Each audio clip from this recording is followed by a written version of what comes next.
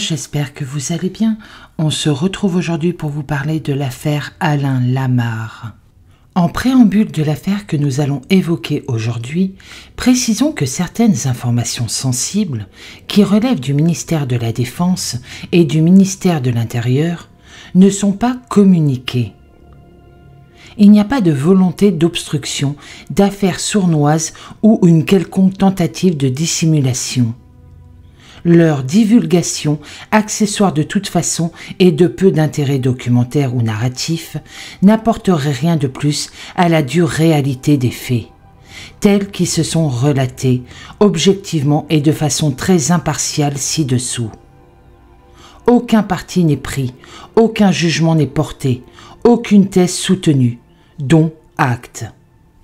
Nous sommes en 1978, dans le département de l'Oise, en région Picardie, au nord de la capitale et de la grande région Île-de-France. C'est là que, pendant près d'un an, va se jouer un drame terrible, drame qui va entraîner des répercussions pendant des années sur la population locale. Un tueur en série, le mot n'était encore guère connu et très peu utilisé à l'époque. Retenons-le d'entrée de jeu, va semer le trouble et la perplexité parmi les enquêteurs de la police nationale et de la gendarmerie nationale, pendant près d'un an. Car c'est une histoire vraie et récente, qui va au-delà de ce que pourrait inventer un romancier, même le plus chevronné. Et pourtant, il ne manque pas d'entrain, de flair, d'initiative, de trac et de recherche en tout genre. De jour comme de nuit. En ville comme à la campagne. Partout, sans relâche, il traque celui qui deviendra très vite, dans l'inconscient esprit collectif, le tueur de l'Oise. Il se donne tous les moyens, mais sans jamais arriver à le confondre, tant l'individu paraît malin, futé, leur glissant des mains comme par enchantement. Et quand on connaîtra, le soir de son arrestation, l'identité et la profession de ce jeune homme, âgé de 22 ans à peine, un monde de certitude va subitement s'écrouler. Et c'est vrai que dans ce département, proche de la région parisienne, très peuplé et toujours encore en pleine expansion démographique, il y avait déjà eu, quelques années auparavant, la psychose de l'affaire Marcel Barbéholt, surnommé le tueur de l'ombre, qui, de 1969 à 1976, avait tué 7 femmes et un homme et tenté de tuer 3 autres, avant d'être finalement confondu et arrêté. Pour la population, c'est comme si c'était hier et que l'histoire se renouvelait tragiquement et macabrement. Pour bien comprendre l'histoire de cet homme et de sa dérive progressive qui l'a amené à tuer sans discernement, il nous faut la retracer chronologiquement. Car la psychologie même de cet individu est liée à un calendrier, méticuleusement suivi et organisé. Rien n'est fait au hasard. En mai 1978, un véhicule automobile de type berline Peugeot 504, appartenant à l'épouse d'un gendarme du département de l'Oise, est volé, presque sous ses yeux. Elle s'était absentée quelques instants seulement, laissant les clés sur le contact, mais suffisamment pour se faire dérober son véhicule automobile. La voiture est abandonnée un peu plus tard, au lieu-dit Les Ripailles, en pleine forêt de Chantilly. Une patrouille du PSIG arrive sur les lieux et les enquêteurs, dont déjà le personnage principal de cette affaire, découvrent, au travers d'une vitre avant brisée, les plans pour le braquage du bureau de poste de Pierrefonds, toujours dans l'Oise, ainsi que des indices plus que troublants. Un mouchoir taché de sang, des cartouches de carabine, une cordelette, une seringue hypodermique. Dans un premier temps, cela met les enquêteurs sur la piste du grand banditisme. Il est vrai qu'on n'est pas très loin de Paris. Mais très vite, ils ont la conviction que quelque chose ne colle pas. Les grands voyous, ceux du grand banditisme, ne laissent pas impunément traîner derrière eux des traces comme cela. Cela ressemble trop à une mise en scène, un jeu de piste. Et cette dernière phrase est lourde de sens pour la suite de l'affaire. Au cours du mois de juillet 1978, à Pont-Saint-Maxence, dans l'Oise donc, une jeune fille, âgée de 17 ans, Karine Gros-Piron, est agressée par balle par un homme, qu'elle décrira plutôt jeune, qui conduit un véhicule automobile de marque Renault, de type R12, de couleur grenat et dont elle aura le réflexe de relever le numéro d'immatriculation. L'homme a tiré 3 fois en tout, de suite et très vite, dénotant là une bonne connaissance de l'emploi des armes à feu, la blessant sérieusement à la jambe. Elle a eu une chance de miraculer, car aucun organe vital ne sera finalement atteint et plusieurs témoins alertés par le bruit des coups de feu obligeront le tireur à vite prendre la fuite. Très vite, on s'apercevra que le véhicule est signalé volé depuis quelques jours. Cette victime, grièvement blessée, sera en fait la toute première victime d'une longue série. 10 jours plus tard, à Crelles, dans l'Oise, un véhicule signalé volé est découvert en plein centre-ville à Crelles. C'est le véhicule Renault R12 de couleur grenat, déjà signalé avec encore les clés sur le contact. Il est stationné depuis quelques jours à cet endroit, sans bouger.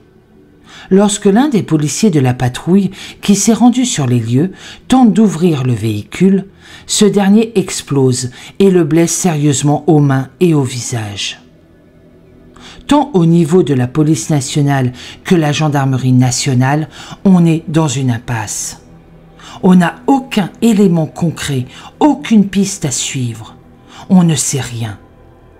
Sauf qu'un chéquier qui se trouvait dans la voiture a été utilisé. Le descriptif de plusieurs commerçants lésés est celui d'un jeune homme présentant bien, cheveux courts, du type militaire peut-être, avec juste les oreilles un peu plus décollées que la moyenne des autres garçons.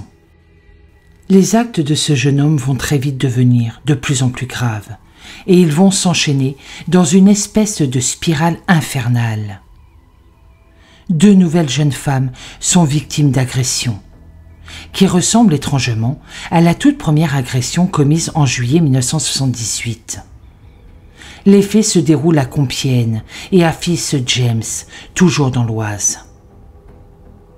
La première victime sera grièvement blessée et la seconde, André Poiré, tout juste 19 ans, qui en réchappera de justesse, restera paralysée, les tirs l'ayant atteinte à la colonne vertébrale.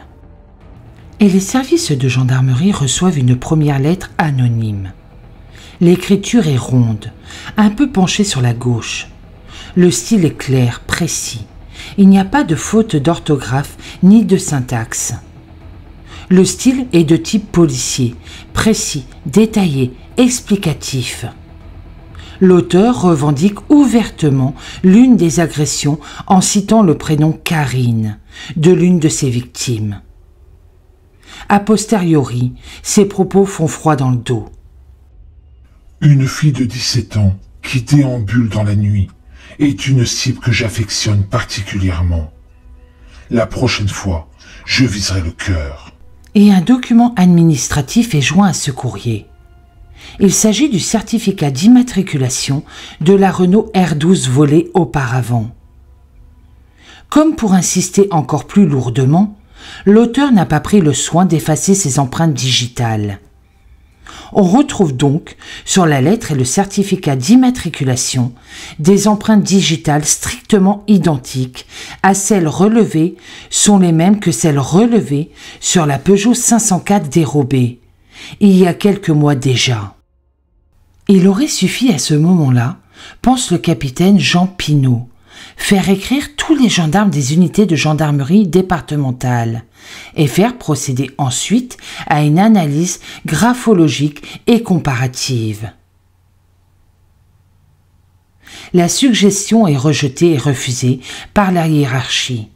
Il est toujours impensable qu'un gendarme ou un policier peut-être puisse commettre de tels actes. Pensez donc. On est le 16 novembre 1978. Ce jour-là, un troisième véhicule, encore une Peugeot 504, sera également signalé volé, toujours avec les clés sur le contact, et lui aussi sera piégé. Notons que la gendarmerie possède de tels véhicules en version break et l'auteur sait bien les manier et les conduire. Ce n'est pas non plus anodin. Le conducteur de cette voiture renversera aussi volontairement une jeune fille circulant à vélo. Elle sera blessée. 2 jours plus tard, le 18 novembre 1978, durant ce même mois de novembre terrible et dramatique, le bureau de poste de Sénarpont, dans le département limitrophe de la Somme, est braqué, un matin, peu après son ouverture. Une voiture Citroën GS de couleur bleue, qui sera encore signalée volée peu après, avec les clés sur le contact, permet au braqueur, agissant seul, de s'enfuir malgré le déclenchement très rapide du plan épervier. Là encore, les empreintes digitales relevées correspondent point par point à celles de la première voiture volée, de la lettre de la Renault R12 volée, du certificat d'immatriculation adressé avec soin à la gendarmerie par un courrier explicatif. Un enquêteur de la gendarmerie présente un échantillon de 28 photos diverses à la cycliste renversée et à la postière attaquée. Ce sont surtout des délinquants sexuels de la région, mais pas que.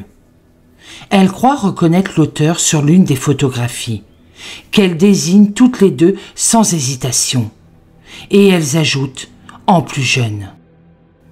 Et le 1er décembre 1978, en plein hiver, alors qu'il fait froid et qu'un vent mauvais balaye les plaines de Picardie, le tueur récidive encore et tue de plusieurs coups de feu en bordure de l'hippodrome de Chantilly une jeune autostoppeuse de 19 ans, Yolande Rachensky.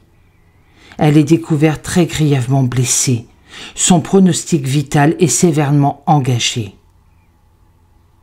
Mais avant de succomber, elle aura la force de décrire le véhicule dans lequel elle est montée.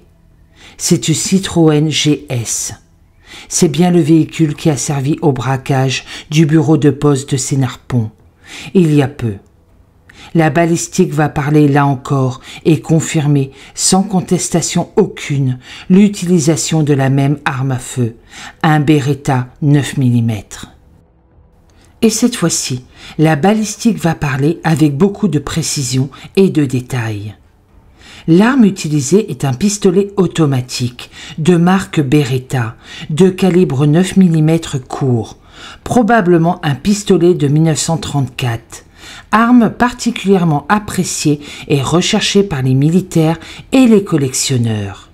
On saura bien plus tard que c'est une connaissance professionnelle du tueur, une fois dévoilée, qui la lui aura fournie, sans jamais se douter un seul instant de ce qu'il allait faire avec.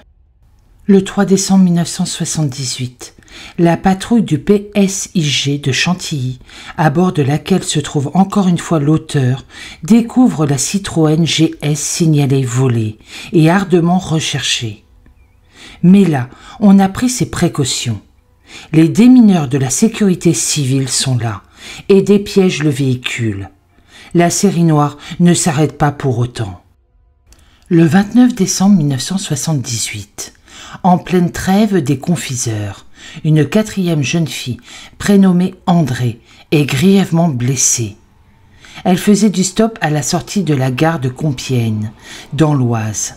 C'était encore assez habituel à cette époque-là, pour rentrer chez elle. Elle sera prise à bord d'une Peugeot 504 verte, conduite par un jeune homme avenant. Elle ne se méfie pas, elle n'a pas peur. Pourtant, à un moment donné, le conducteur s'adresse à elle et lui dit « Je vais te faire mal ». Il tire sur elle à 3 reprises. Elle réussit à sauter du véhicule en marche. Elle est très grièvement blessée, mais elle va survivre. Le véhicule force le barrage. On voit mal, mais on décide de poursuivre le véhicule. À Saint-Martin-Longnaud, un autre barrage est dressé de façon inopinée, à un emplacement non conventionnel. Là encore, le véhicule en fuite se présente, opère brusquement un demi-tour et prend la fuite, dans les marais, là où il ira embourber la voiture. Décidément, la chance sourit qu'aux inconscients ou aux audacieux. À un passage à niveau, en pleine campagne, le conducteur passe de justesse devant un train, alors que les barrières s'abaissent. Les poursuivants sont semés. La voiture sera finalement retrouvée, embourbée un peu plus loin, vide néanmoins de son conducteur. Très vite, le criminel, puisque maintenant on peut l'appeler ainsi, sans vergogne, signe ses méfaits. Dans plusieurs courriers manuscrits vengeurs, il dit « Méfiez-vous de l'animal traqué et blessé. Il peut devenir très dangereux. Je n'ai rien à perdre et je vais le prouver. Je suis habitué au sang et à l'horreur et je vais vous en faire profiter. » Le style est le même que celui des missives précédentes. De surcroît, il y donne force détails sur les crimes et méfaits déjà commis. Par exemple, il indiquera le kilométrage d'un des véhicules volés. Très peu de voleurs notent ce genre de détails et, s'ils le font, ne l'indiquent jamais aux policiers ou aux gendarmes. Systématiquement aussi, il laisse des indices parlants derrière lui. Des empreintes digitales sont relevées et correspondent toujours entre elles. Pour les enquêteurs, il y a là de quoi relier tous les méfaits et crimes à une seule et unique personne. D'autant qu'il n'y a jamais d'autres empreintes ou indices. Plusieurs portraits robots sont réalisés par des enquêteurs spécialisés de la police et de la gendarmerie. S'il ne s'éloigne guère du premier portrait robot, celui qui, rappelons-nous, avait été jugé réaliste. Il n'apporte cependant rien de plus. C'est la fragilité même du témoignage humain et de la mémoire qui ressort très clairement dans cet exercice qui a, néanmoins, le mérite d'exister. L'officier qui commande la compagnie de gendarmerie départementale de Clermont-Oise, le capitaine Jean Pinault, qui s'est beaucoup investi dès le départ des faits dans la résolution de cette affaire. Mais rappelons que c'est le service régional de police judiciaire d'Amiens, le CRPJ, qui avait été saisi de l'ensemble des faits par le parquet, acquiert peu à peu le sentiment que l'homme, qu'ils recherchent tous, dans l'Oise, est un personnel issu des forces de sécurité. Autrement dit, un policier ou un gendarme. Et il pense à un gendarme. Ces deux hommes-là ne se connaissent pas. En effet, le capitaine Jean Pinault a intégré la caserne de gendarmerie de Clermont-Oise le 1er juillet 1977, à la suite d'une promotion. Le lendemain, profitant de la même société de déménagement et du même camion, un jeune gendarme de la brigade s'en va. Il est en effet muté à quelques kilomètres de là, au peloton de surveillance et d'intervention de la gendarmerie PSIG à Chantilly. Sa conviction se fonde, et ce n'est pas par pur hasard pour lui, sur la similitude troublante qui révèle dans les écrits anonymes reçus et émanant du tueur et la rédaction d'un procès-verbal judiciaire. Il cite notamment, et ce dans un ordre troublant qui fait rétrospectivement froid dans le dos, la marque du véhicule volé, le type exact, la couleur exacte et enfin l'immatriculation. Le hasard ayant peu de place dans une enquête judiciaire de ce type, il ressort convaincu, après des heures et des heures de comparaison et de relecture incessantes, que l'auteur des lettres, au moins, ne peut être qu'un policier ou un gendarme. L'histoire dira plus tard combien il était déjà, à cette époque, très près de la vérité. Notons quand même que la hiérarchie, tant dans la police qu'au sein même de la gendarmerie, où lui-même œuvre, ne croit pas un instant qu'un policier ou un gendarme puisse se cacher derrière ses crimes. C'est impensable, inimaginable. Alors on l'écoute avec condescendance, mais on ne le croit pas. Voyons donc. Nous sommes le 17 mars 1979. Ce jour-là, le scénario devient plus incroyable encore. C'est celui d'un film qu'aucun réalisateur, même le plus chevronné, n'aurait pensé tourner un jour. Car voici ce qui arrive. Rambouillet, dans les Yvelines, le tueur vole sans hésitation la voiture d'un ancien ministre, M. Georges Gorce, actuel maire de l'importante agglomération de Boulogne-Billancourt, dans les Hauts-de-Seine. C'est une Renault R30, une voiture haut de gamme et bien connue dans les administrations d'État. Les clés étaient sur le contact. L'intéressé était descendu quelques instants pour faire une rapide course. Notons que c'est le seul méfait connu que l'auteur de tous ces méfaits aura commis hors du département de l'Oise et de la région Picardie, avec l'attaque ultérieure de la postière qui aura lieu à Sénarpont. À bord de cette puissante berline, il tombera en panne sur l'autoroute A1 et prend le soin d'entrer en contact avec les personnels de la GRC autoroutière en charge de la surveillance de cet axe majeur qui va de Paris à Lille et Bruxelles. Ils vont le dépanner et le conduire à la station-service d'une aire principale d'autoroute. L'homme s'enfuira une fois arrivé à la station-service autoroutière, non sans avoir soigneusement effacé ses empreintes digitales. De façon très burlesque, mais cela a marché, il s'est fait passer pour le fils du ministre, venu récupérer le véhicule de son père. Mais l'incident a du bon. Un portrait robot est réalisé et les dires des CRS d'autoroute, qui sont des professionnels aguerris de l'observation et du détail, confortent pleinement le portrait robot initial. Des courriers anonymes sont encore adressés à la gendarmerie, parlant de sombres affaires militaires qui se dérouleraient en Afrique et de sombres vengeances. Mais rien de bien sérieux là-dedans.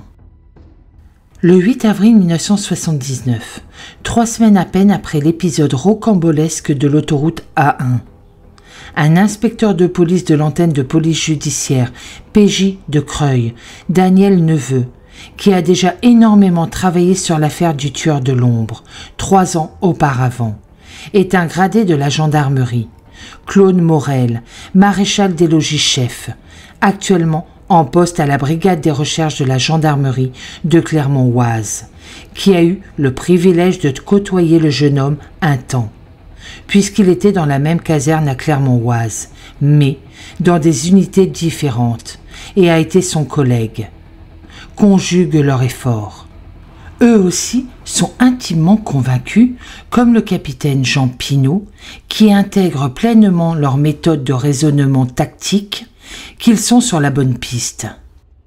Le tueur recherché par toutes les forces de police et de gendarmerie de France pourrait bien se cacher sous les traits de l'un de leurs collègues, qu'ils côtoient tous les jours comme si de rien n'était. Ils ont en effet identifié un jeune gendarme de 22 ans à peine, du groupement de gendarmerie départementale de l'Oise, qui se nomme Alain Lamarre, comme pouvant être l'auteur unique de tous ces faits. Il est en poste depuis quelque temps au peloton de surveillance et d'intervention de la gendarmerie de Chantilly, le PSIG. Il y avait été affecté le 1er juillet 1977 à sa demande. C'est une toute nouvelle unité créée pour lutter plus efficacement et plus rapidement contre la délinquance, en renfort des unités traditionnelles de gendarmerie du département. L'ironie du sort, tragique, terrible, veut que ce PSIG a été l'un des tout premiers qui est créé en France. Ils appuient leur raisonnement théorique sur des éléments probants, factuels, froids, qu'on ne peut pas nier ou contredire.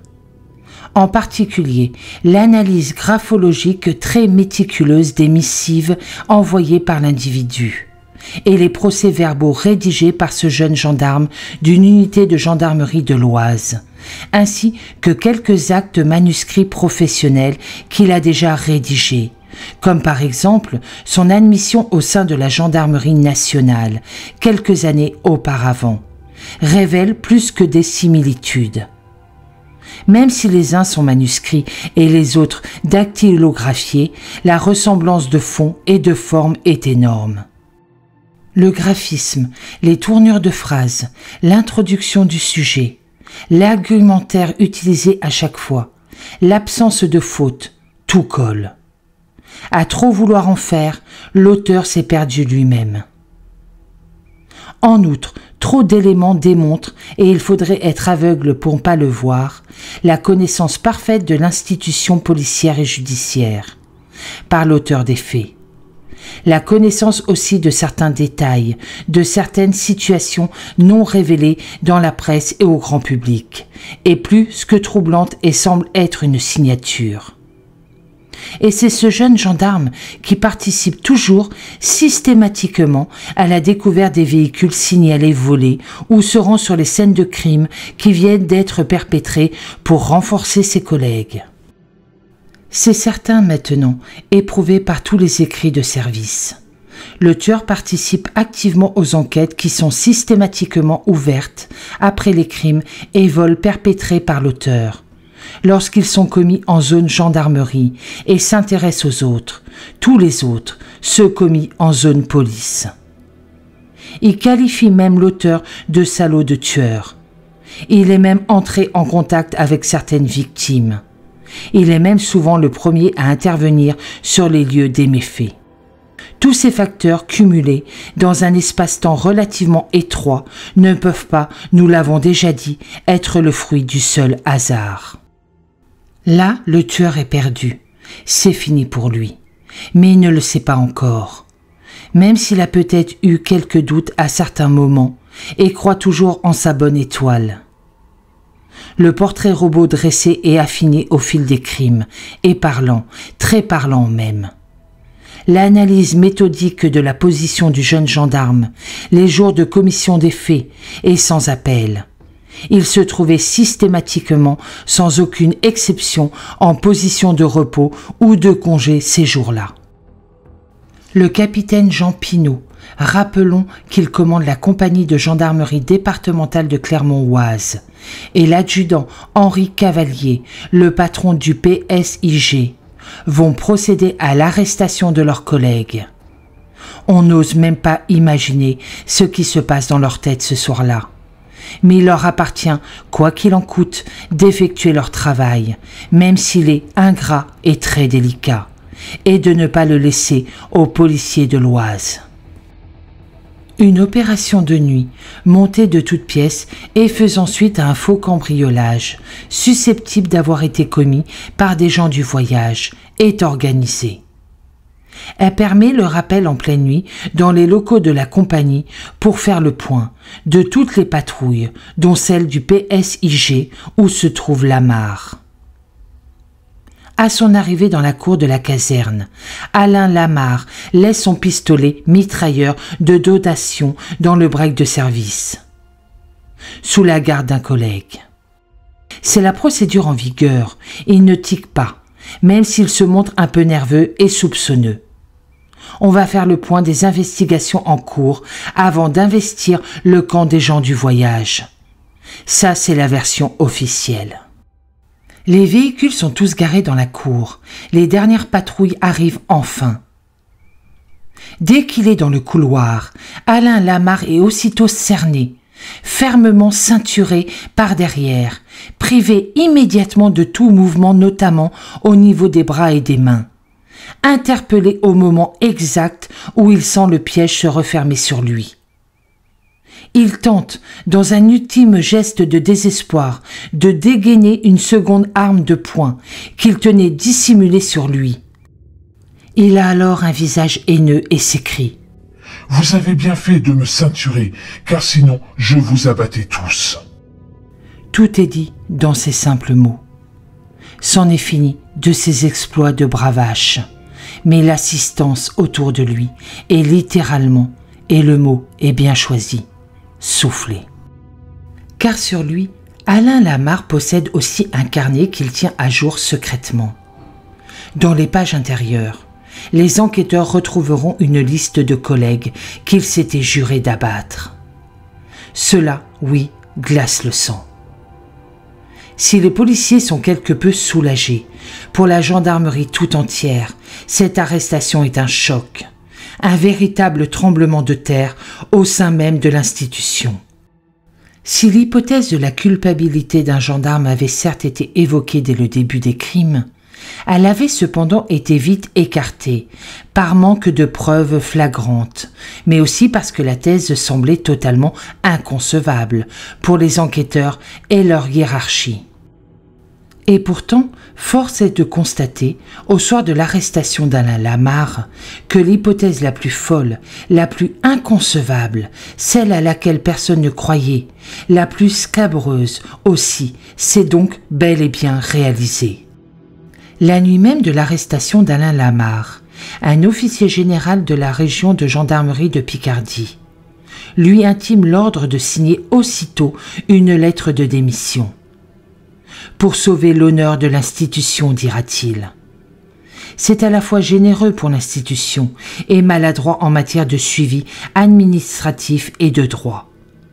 Car, on s'en douterait presque, cet acte administratif à la teneur bancale, peu adroit déjà dans sa forme et quand, au moment de sa signature forcée, était estorqué, sera finalement déclaré nul et non avenu, puisque l'intéressé, de toute façon, ne sera pas jugé, ne jouissant pas au moment des faits de toutes ses facultés mentales.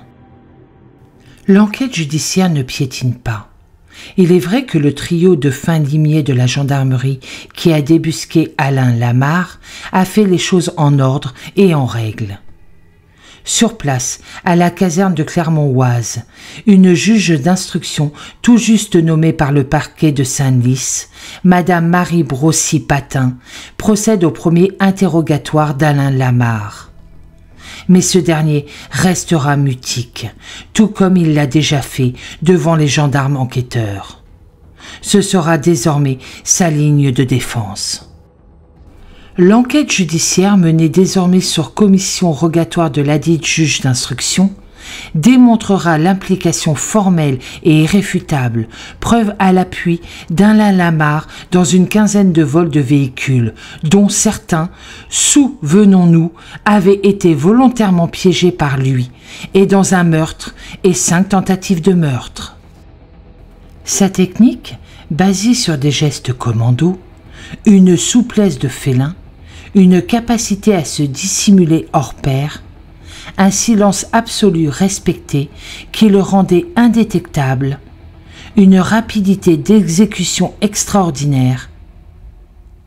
Il n'empruntait pas l'escalier, n'allumait jamais la lumière, mais descendait de chez lui en rappel depuis le balcon. Il se fondait littéralement dans la nature et le décor. C'est bien un redoutable chasseur que les gendarmes ont affaire là.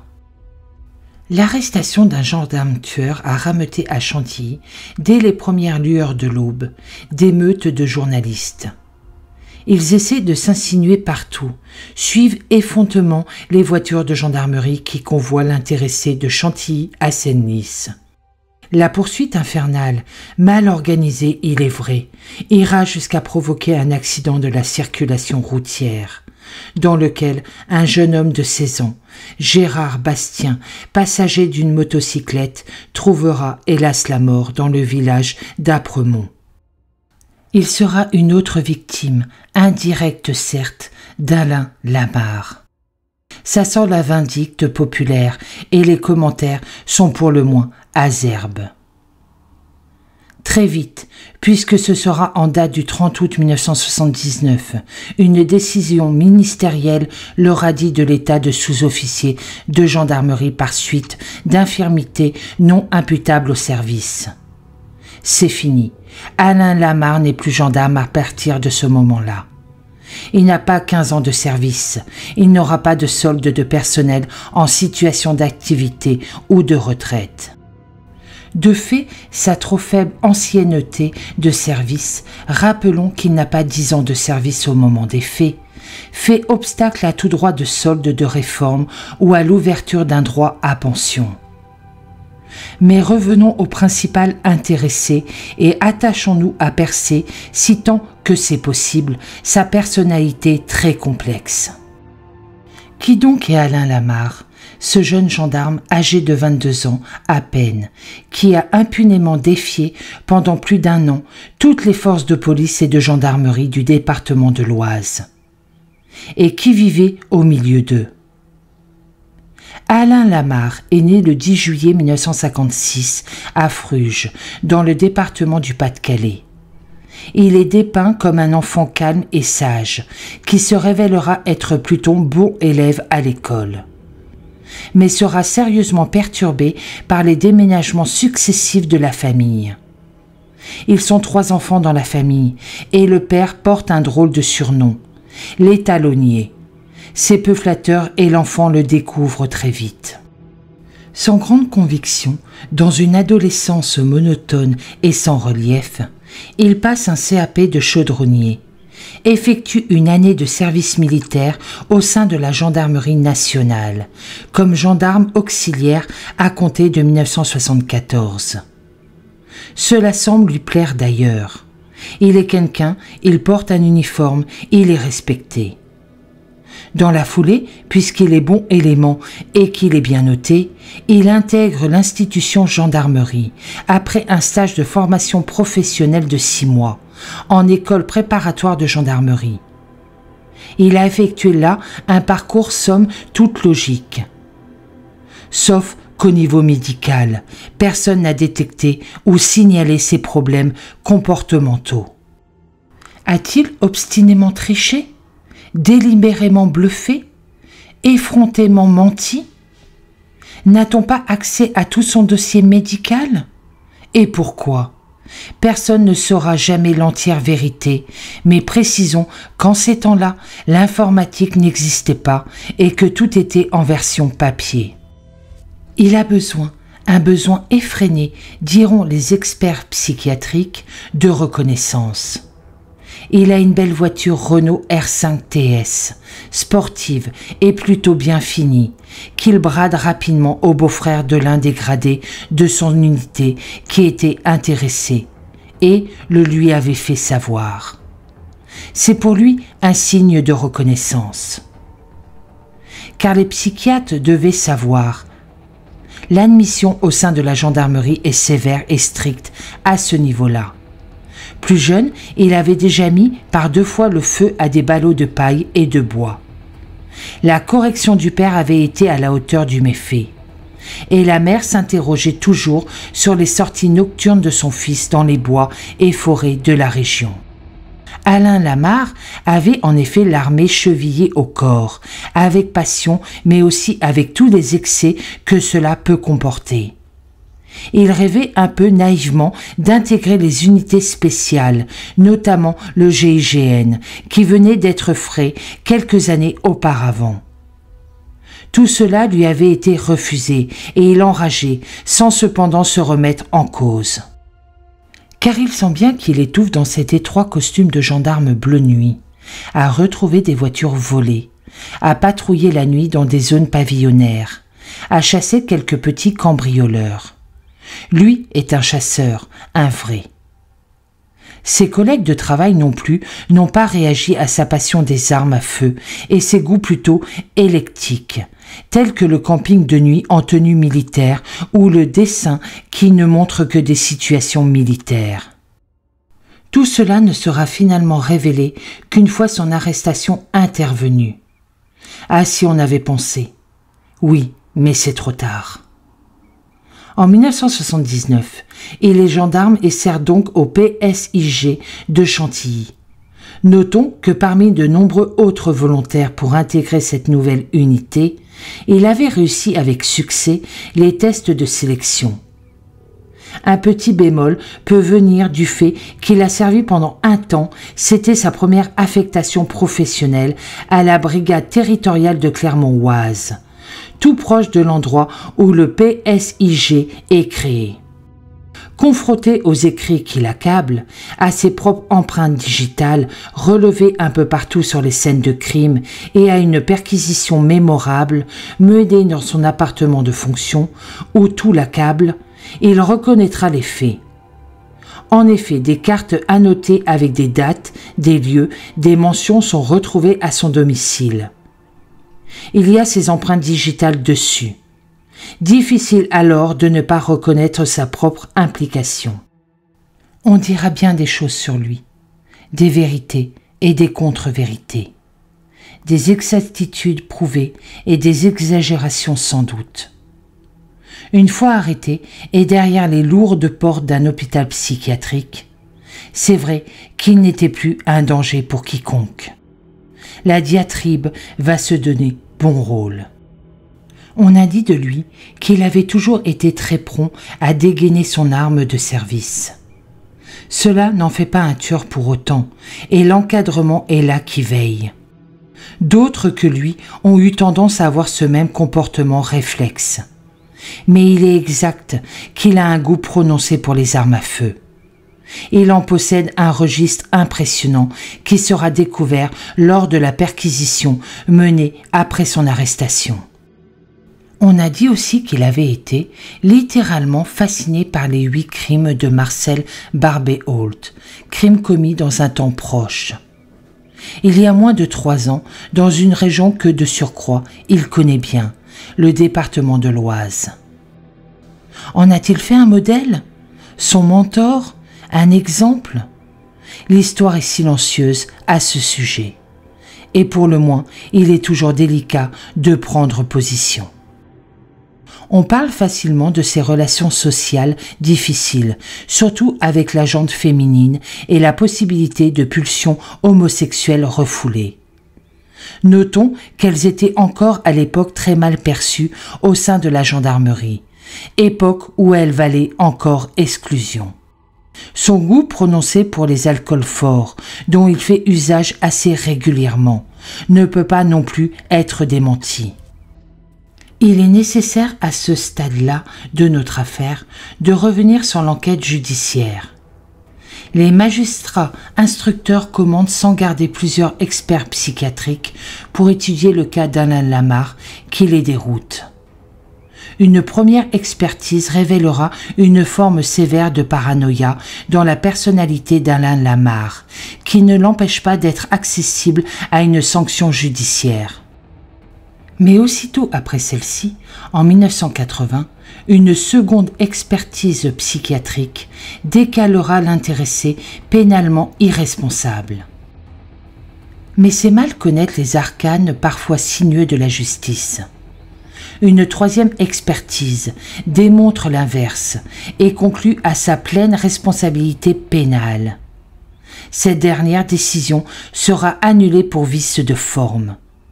Les rapports d'expertise sont en effet terribles de sens.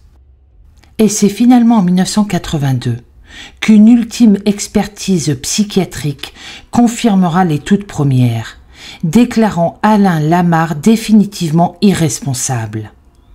Elle le déclare atteint d'éboïdophrénie, une forme particulière et assez rare de schizophrénie, qui se caractérise par des passages à l'acte antisociaux.